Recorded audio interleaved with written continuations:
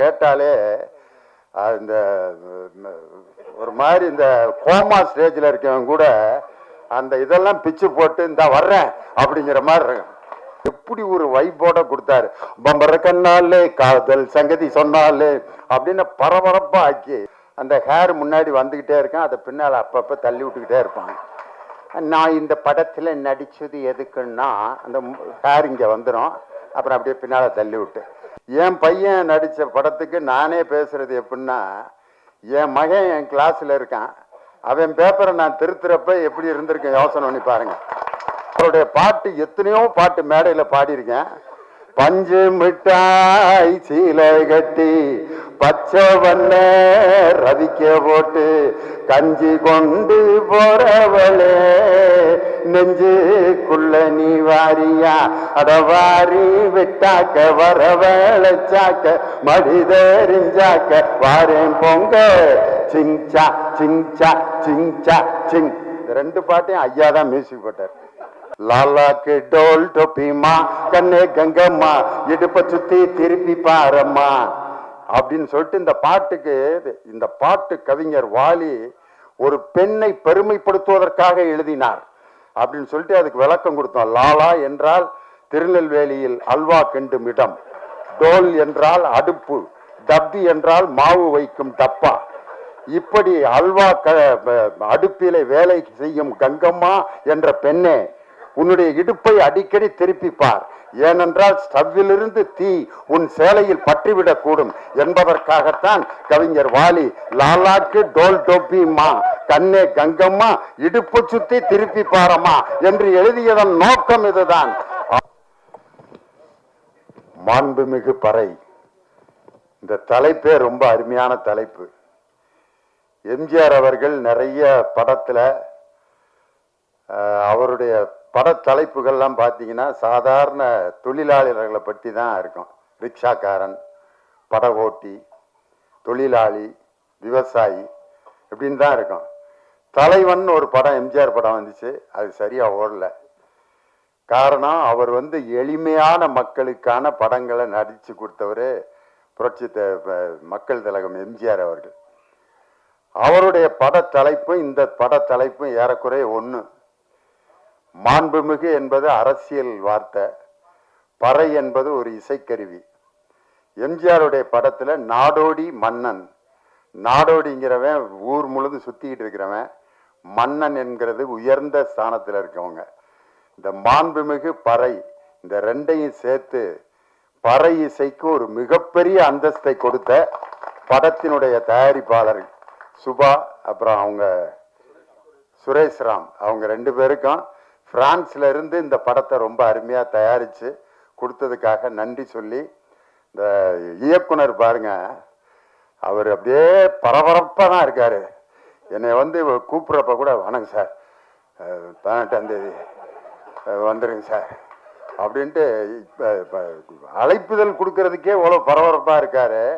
படம் டைரக்ட் பண்றப்ப எப்படி இருந்திருப்பாருன்னு யோசிக்கிறேன் நான். அப்படிப்பட்ட ஒரு சுறுசுறுப்பான ஒரு தம்பி விஜய் சுகுமாரன், அவருடைய இயக்கத்தில் இந்த படம் வந்திருக்கிறது ரொம்ப சந்தோஷம். நம்ம மேடையில் உட்காந்துருக்க ஒவ்வொருத்தரை பற்றியும் தனித்தனியாக பேசணும்னு ஆசை. அவர் ஜானி மாஸ்டர் இங்கே வந்தோடனே சலோமியா பாட்டுக்கு ஆடி அவர் தொடங்கி வச்ச வைப்பு தான் இன்னும் அப்படியே மேடையில் வைப்ரேஷன் அப்படியே இருக்கு. அதற்கு முன்னாடி நம்ம வேலு ஆசான் பார்த்தீங்கன்னா, எனக்கு தெரிஞ்ச ஒரு கலைஞர் கூட்டத்தில் இருக்க அவ்வளவு பேரையும் தன் பக்கம் கவர்ந்து தனக்காக கைதட்ட வச்ச ஒரு அற்புதமான ஒரு வாத்தியார். அவர் ஒரு 5 நிமிஷத்துல எவ்வளவு பெரிய மேட்டரை பண்ணிட்டாருன்ட்டு ரொம்ப சந்தோஷப்பட்டேன். அதே மாதிரி நம்ம கணேஷ் பாபு சாரு, அவர் என்னுடைய ரசிகருங்கும் போது ரொம்ப சந்தோஷம். நம்ம அன்பு தம்பி ஸ்ரீகாந்த் தேவாவுக்கு தேசிய விருது வாங்கி கொடுத்துருக்காரு. ஸ்ரீகாந்த் தேவாவோட பாட்டெல்லாம் கேட்டாலே இந்த ஒரு மாதிரி இந்த கோமா ஸ்டேஜில் இருக்கவங்க கூட அந்த இதெல்லாம் பிச்சு போட்டு இந்த வர்றேன் அப்படிங்கிற மாதிரி இருக்கும். அந்த பம்பர கண்ணாலைங்கிற பாட்டு சந்திரபாபு ஐயா பாடினது, அதை இவர் பாணிக்கு மாற்றி எப்படி ஒரு வைப்போட கொடுத்தாரு. பம்பர கண்ணாலே காதல் சங்கதி சொன்னாலே அப்படின்னு பரபரப்பா ஆக்கி அவர் எப்பயுமே ஒரு மெஷின் மாதிரி இயங்கிக்கிட்டு இருக்கிற ஒரு அருமையான இசையமைப்பாளர். அவர் இருக்கிற இடம் பூரா அப்படியே வைப்ரேஷனோட இருக்கும். அப்படிப்பட்ட ஒரு நல்ல இசையமைப்பாளர். அதே மாதிரி நம்ம முரளி சார், அவருடைய குரலுக்கு நாங்கள்லாம் மிகப்பெரிய ரசிகர். இப்படி மேடையில் எல்லாரும் இந்த மாதிரி ஹீரோயின் பார்த்தீங்கன்னா, நம்ம பல படங்களில் ஹீரோயின்லாம் பேசி கேட்டிருக்கோம். சீவாமந்த் அப்படியே ஃபுல் ஹேரோட தான் வருவாங்க. அந்த ஹேர் முன்னாடி வந்துக்கிட்டே இருக்கேன், அதை பின்னால் அப்பப்போ தள்ளி விட்டுக்கிட்டே இருப்பாங்க. நான் இந்த படத்தில் நடித்தது எதுக்குன்னா அந்த ஹேர் இங்கே வந்துடும், அப்புறம் அப்படியே பின்னால் தள்ளி விட்டு நான் அதை பேசாமல் இழுத்து ரப்பர் பேண்ட் போட்டு பேசாமல் இருந்திருக்கலாம். ஒவ்வொரு வாக்கியத்துக்கும் அதை ஏன் இப்படி பின்னாடி தான், அது ஒரு ஃபேஷன் ஆகிப்போச்சு. ஆனால் நம்ம காயத்ரி ரமா வந்து எவ்வளோ அழகாக ஒரு தமிழ் பொண்ணு மாதிரி ஜட பின்னி கிளிப் வச்சு அந்த வேலையே இல்லாமல் அவங்க பேசின தமிழும் ரொம்ப அழகாக இருந்துச்சு. கிளைமேக்ஸில் ரொம்ப அருமையாக நடிச்சிருக்காங்கன்னு சொன்னாங்க.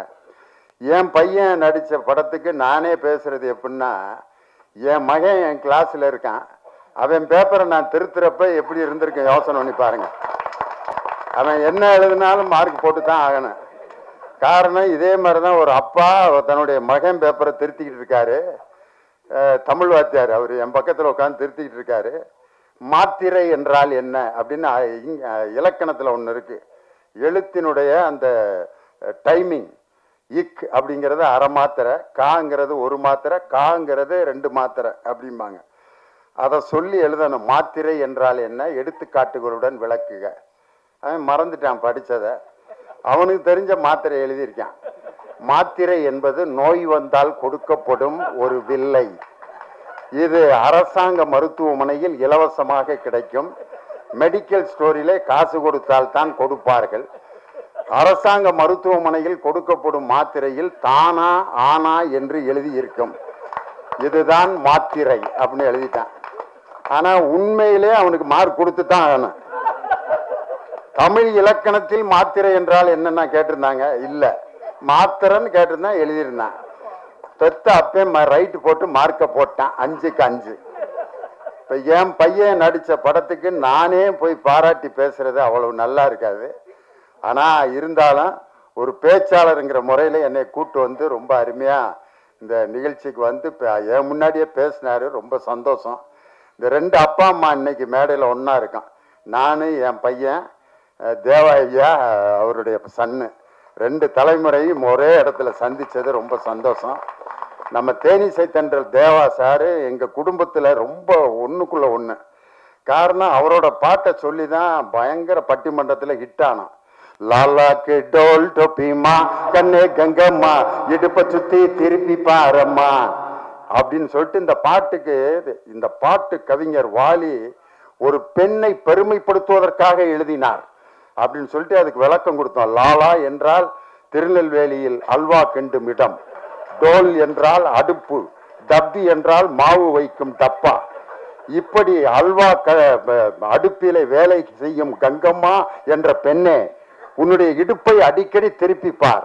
ஏனென்றால் ஸ்டவ்விலிருந்து தீ உன் சேலையில் பற்றிவிடக் கூடும் என்பதற்காகத்தான் கவிஞர் வாலி லாலாக்கு டோல் டோப்பிமா கண்ணே கங்கம்மா இடுப்பு சுத்தி திருப்பி பாரம்மா என்று எழுதியதன் நோக்கம் இதுதான் அப்படின்னு சொன்னோன்னா எல்லாரும் உண்மை. வாலி வந்து என்னை பார்த்துட்டு கண்ணீர் விட்டு அழுதுட்டாரு. சத்தியமா நான் இப்படி நினைச்சு எழுதவே இல்லடா, ஏண்டா இப்படி ஒவ்வொரு பாட்டுக்கும் இப்படி அர்த்தம் சொல்லி உசுர வாங்குறீங்க அப்படின்னாரு.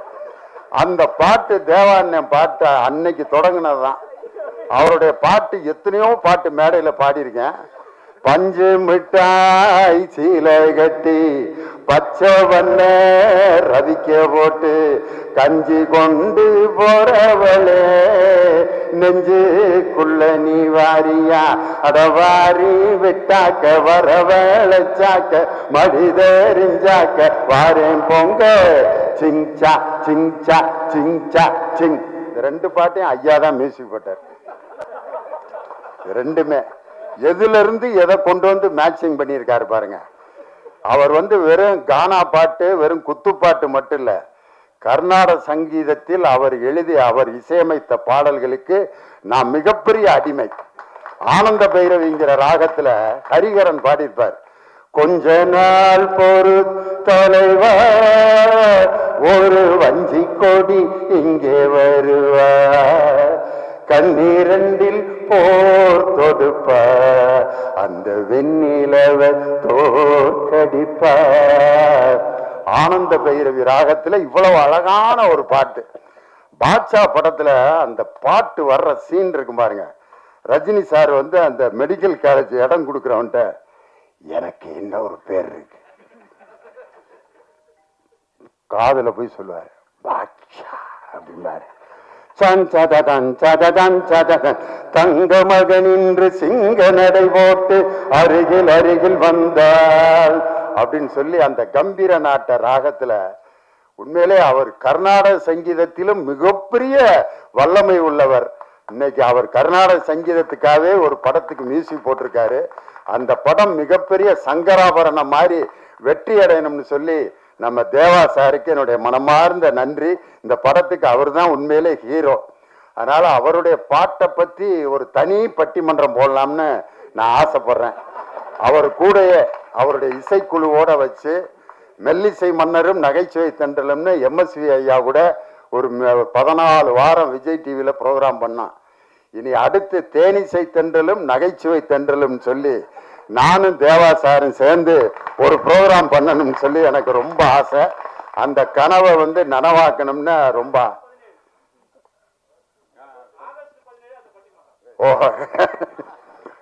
அது மாதிரி அவர் இன்னைக்கு மேடையில் இருந்தது ஒரு பெரிய சந்தோஷம்.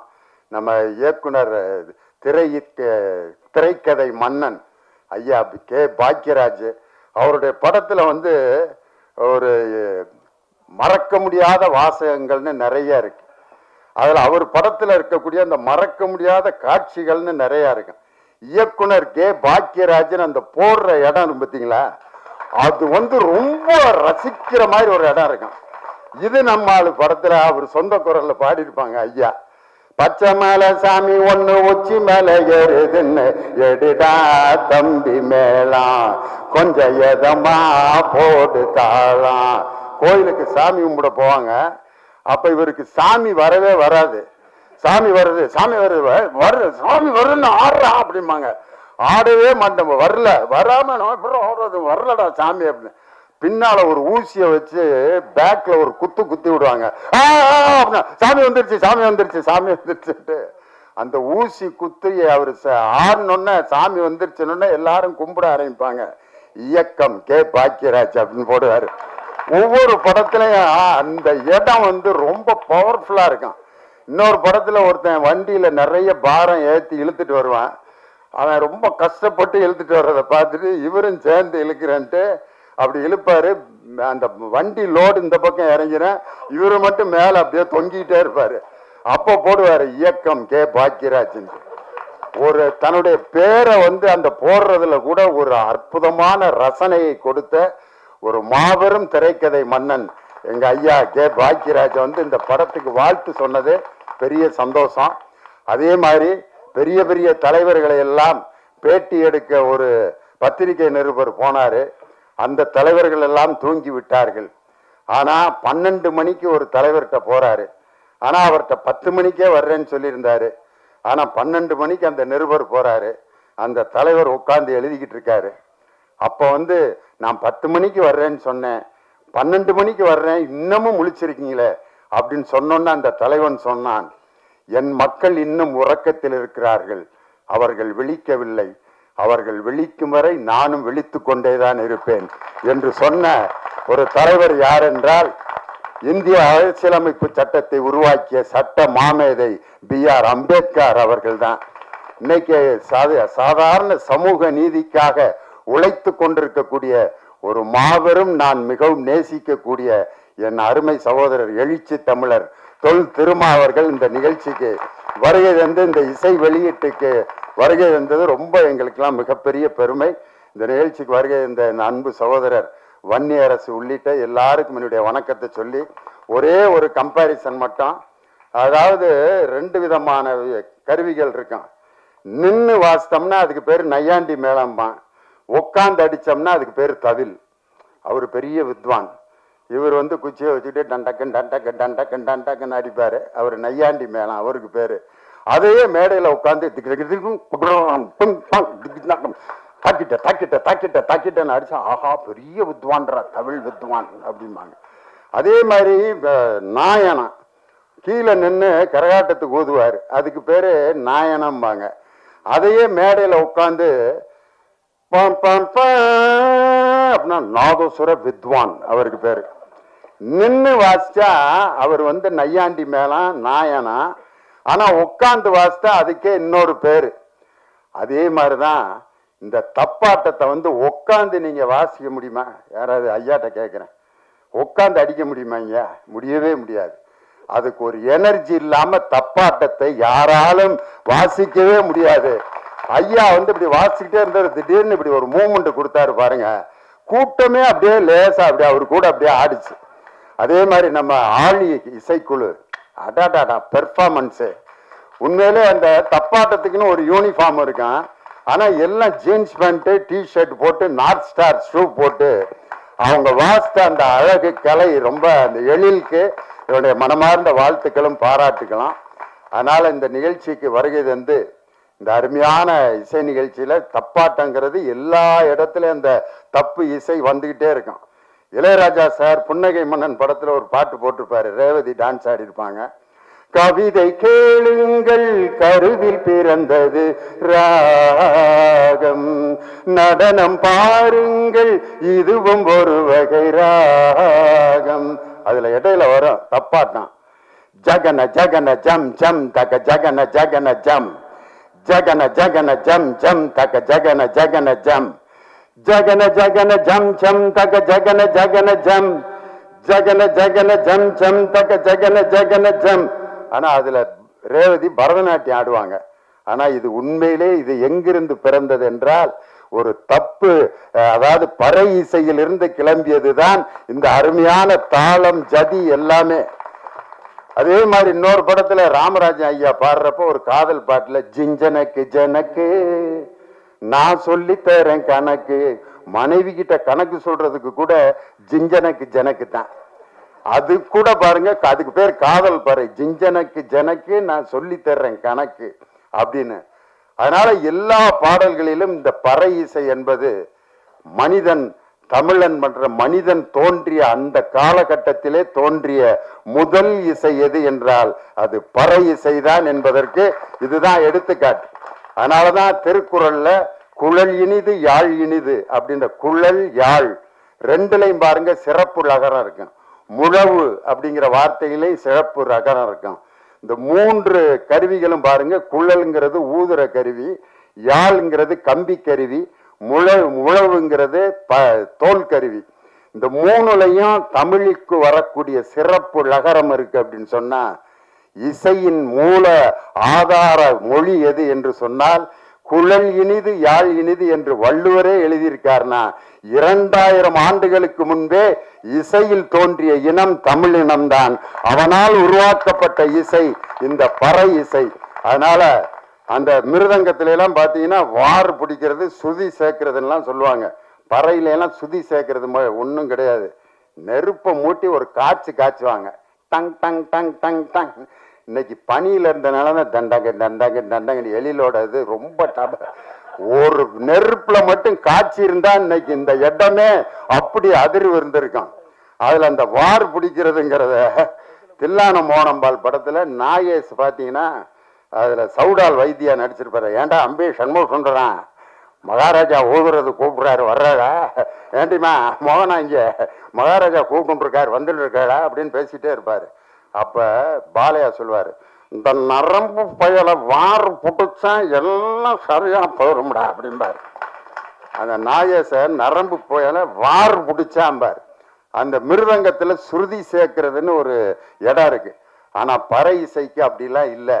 மக்களுடைய எண்ணங்களிலும் மகிழ்ச்சியிலும் ஒவ்வொரு விஷயத்திலும் உருவானது இந்த பறை இசை. விலங்குகளிடமிருந்து தன்னை காப்பாற்றுவதற்காகவும் மற்றவர்களுக்கு செய்திகளை அறிவிப்பதற்காகவும் உருவாக்கப்பட்ட இசை இந்த பறை இசை. எங்க ஊர்ல இந்த பறை இசை எப்படி பயன்படுத்தினாங்கன்னா 2 குரூப் கடையில திருவிழாவில் சண்டை வந்துருச்சு. அடிச்சு கொல்லாம விட மாட்டான் கத்திக்கிட்டு இருக்கான். அதுங்க எங்க ஊர் நாட்டாம்காரர் வந்தாரு, எப்படா அவங்கள ஸ்டாப் பண்றதுன்னு பறை இசை கலைஞர்களை ஒரு 50 பேரை 20 பேர் இருந்தாங்க. வாங்க ஜிஎன் வேலுச்சாமி குரூப், அவங்க வந்து சப்பரத்தில் வாசிக்கிறதுக்காக வந்திருக்காங்க. இங்கே வாங்க, இந்த 2 பேத்துக்கு இடையில அடிங்க எல்லாரும் அப்படின்னு இவன் பேசுறது அவனுக்கு கேட்கல, அவன் பேசுறது இவனுக்கு கேட்கல. கேட்டா தானே திருப்பி சண்டை போடுவேன். அடிச்ச அடியில இவன் பேசுறது அவனுக்கு கேட்கல, அவன் பேசுறது இவனுக்கு. சண்டையை முடிச்சுட்டு அவன் பாட்டுக்கு போயிட்டான். நாட்டாம்காரரை பார்த்தேன், ஐயா எல்லாத்துக்கும் அறிவிக்கிறதுக்கு தான் பறைய பயன்படுத்துவாங்க, நீ சண்டைக்கு சமாதானத்துக்கு பறைய பயன்படுத்தின ஒரே ஆள் நீதாயான்ட்டு. அதனால இது போர் பறை மட்டும் இல்ல, போர் நடப்பதற்கு, போரே நடக்காமல் சமாதானம் செய்வதற்கு கூட இந்த பறை என்ற இசை உதவி செய்யுங்கிறதுக்கு இதுதான் எடுத்துக்காட்டு. அப்படிப்பட்ட அருமையான பறை இசையை பற்றிய இந்த மாண்புமிகு பறை என்ற படம் டிசம்பர் 12ஆம் தேதி அன்னைக்கு ரிலீஸ் ஆகுது. சூப்பர் ஸ்டார் வந்து சூப்பர் ஸ்டாரோட ரசிகன் எங்க ஐயா தேனிசை தென்றல் தேவான்னு சொன்னாங்க. நான் அதை மாத்தி சொல்றேன், சூப்பர் ஸ்டாரோட ரசிகன் ஐயா இல்ல, தேவாவோட ரசிகன் சூப்பர் ஸ்டார் ரஜினிகாந்த். காரணம், அவருடைய தேவாதி தேவா அப்படிங்கிற அந்த நிகழ்ச்சிக்கு அவர் வருகை தந்து அந்த தஞ்சாவூர் மண்ணை எடுத்துங்கிற பாட்டை அந்த சிங்கப்பூர் அதிபர் நான் சாகும்போது இந்த பாட்டை போட்டுட்டு தான் நான் என்னுடைய பாடியை அடக்கம் பண்ணணும்னு சொல்ற அளவுக்கு ஒரு சிங்கப்பூர் அதிபர் இறக்கும் போது கூட தேவான் பாட்டை இறந்த பிறகு கூட கேட்டு தான் அடக்கம் போயிருக்காருன்னா எப்படிப்பட்ட ரசிகர்களை எல்லாம் அவர் இந்த உலகம் முழுவதும் சம்பாதித்து இருக்கிறார் அப்படிங்கிறத பார்த்துட்டு, அவர்தான் இந்த படத்தினுடைய, என் மகனை விட அவர்தான் இந்த படத்தினுடைய கதாநாயகன் என்று சொல்லி இந்த நல்ல வாய்ப்பை கொடுத்த எல்லோருக்கும் என்னுடைய வணக்கத்தை சொல்லி, எங்களுடைய அழைப்பை ஏற்று வருகை தந்த எங்கள் அன்பு சகோதரர் எழுச்சி தமிழர், இந்தியா அப்படிங்கிற அந்த கூட்டணியில் இந்தியாங்கிற அந்த இந்துல மேல இருக்கிற ஒரு புள்ளி இருக்கு பாருங்க, அந்த புள்ளி தான் என் அருமை சகோதரர் திருமா அவர்கள். அந்த புள்ளியை எடுத்துட்டா இனதியான் மாறிடும். அதனால இந்தியாங்கிற அந்த வார்த்தையில் இருக்கும் புள்ளிதான் என் அருமை சகோதரர். கருப்பு, சிவப்பு, நீலம் மூன்றும் சேர்ந்து இந்த இந்தியாவில் சமூக நீதியை கொண்டு வரும் என்ற ஆழ்ந்த நம்பிக்கையில் எங்கள் அருமை சகோதரர் திருமா அவர்களை இந்த நிகழ்ச்சிக்கு வருகை தந்ததற்காக பலமுறை அவருக்கு எங்கள் குடும்பத்தின் சார்பாக, இந்த டீம் சார்பாக நன்றி சொல்லி உங்களிடமிருந்து விடைபெறுகிறேன். நன்றி, வணக்கம். Thank you.